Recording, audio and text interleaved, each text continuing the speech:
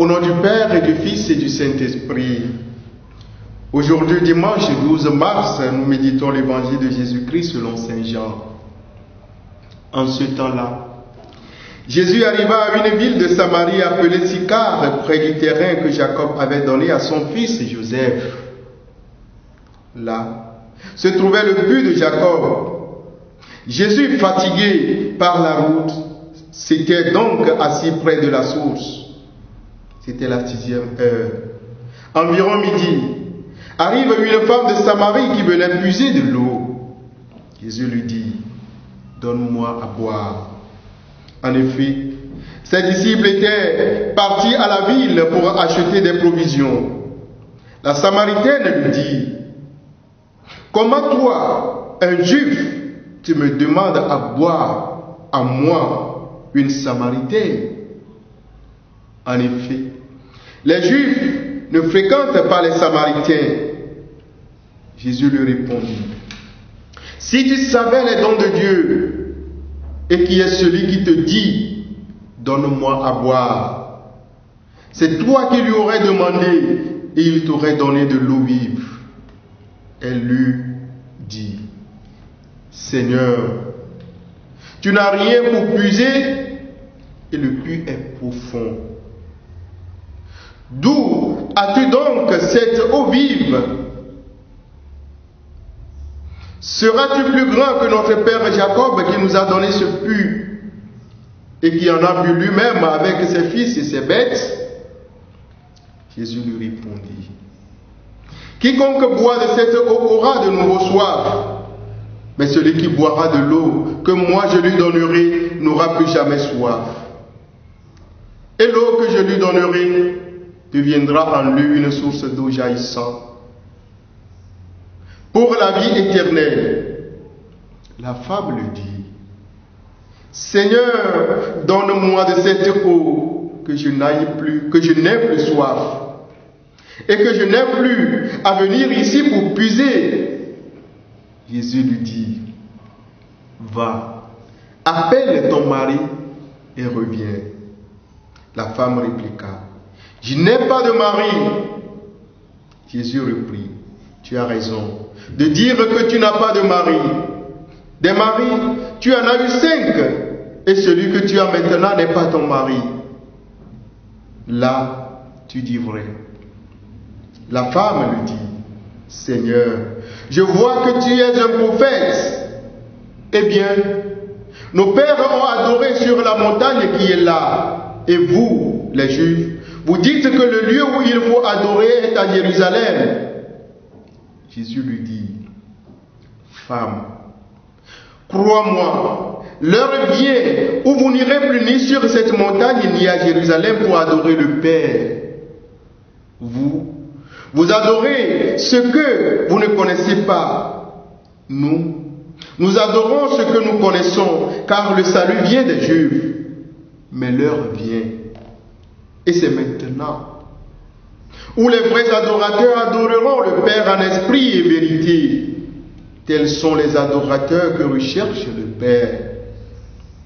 Dieu est esprit, et ceux qui l'adorent, c'est en esprit et vérité qu'ils doivent l'adorer. » La femme lui dit, « Je sais qu'il vient, le Messie, celui qu'on appelle Christ. Quand il viendra, c'est lui qui nous fera connaître toutes choses. » Jésus lui dit, « Je le suis, moi qui te parle. » À ce moment-là, ses disciples arrivèrent. Il était surpris de le voir parler avec une femme. Pourtant, aucun ne lui dit, « Que cherches-tu? » Ou bien, « Pourquoi parles-tu avec elle? » La femme, laissant là sa cruche, revint à la ville et dit aux gens, « Venez voir un homme qui m'a dit tout ce que j'ai fait. Ne serait-il pas le Christ? » Ils sortirent de la ville et se dirigeaient vers lui. Entre-temps, les disciples l'appelaient, « Rabbi, viens manger. » Mais il répondit, « Pour moi, j'ai de quoi manger. C'est une nourriture que vous ne connaissez pas. Les disciples se disaient entre eux, quelqu'un lui aurait-il apporté à manger? Jésus leur dit, ma nourriture, c'est de faire la volonté de celui qui m'a envoyé, d'accomplir son œuvre. Ne dites-vous pas encore 4 mois et ce sera la moisson? Et moi je vous dis, levez les yeux et regardez les champs déjà dorés pour la moisson. Dès maintenant, le moissonneur reçoit son salaire et récolte du fruit pour la vie éternelle, si bien que le semeur se réjouit en même temps que le moissonneur. Il est bien ce qui ne vous a coûté aucun effort. D'autres ont fait l'effort et vous en avez bénéficié. Beaucoup de Samaritains de cette ville crurent en Jésus à cause de la parole de la femme qui rendait ce témoignage. Il m'a dit tout ce que j'ai fait. Lorsqu'il arrivait auprès de lui, ils l'invitèrent à demeurer chez eux. Il y demeura 2 jours. Il fut encore beaucoup plus nombreux à croire à cause de sa parole à lui. Et il disait à la femme, ce n'est plus à cause de ce que tu nous as dit que nous croyons. Nous-mêmes, nous l'avons entendu et nous savons que c'est vraiment lui le Sauveur du monde. Acclamons la parole de Dieu. Louange à toi, Seigneur Jésus. Seigneur Esprit Saint, consacre-nous dans l'amour.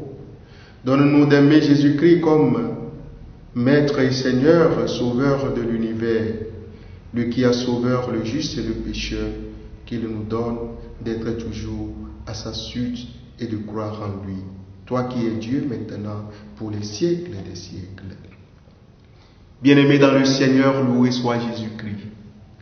La méditation de l'évangile de ce jour nous atteste que Jésus est vraiment le Messie qui doit racheter non seulement les Samaritains et les Juifs, mais aussi tous les hommes, et cela sans exception. Telle était la foi des Samaritains, fait qu'ils eussent déjà cette pensée avant que Jésus leur ait parlé, fait qu'il leur eût montré par les Écritures et par les discours qu'il était vraiment sauveur du monde. Bien-aimés dans le Seigneur, Jacob dans la Genèse avait prédit que le Silo serait la tente et le bonheur des nations. Les Perses remarquent dans les Samaritains plus de docilité et plus d'ouverture pour comprendre le mystère de la venue de Jésus-Christ que dans les Juifs. En effet, ceux-ci ne comprirent jamais comme il faut que Jésus-Christ dut être le sauveur du monde, le sauveur de l'humanité entière.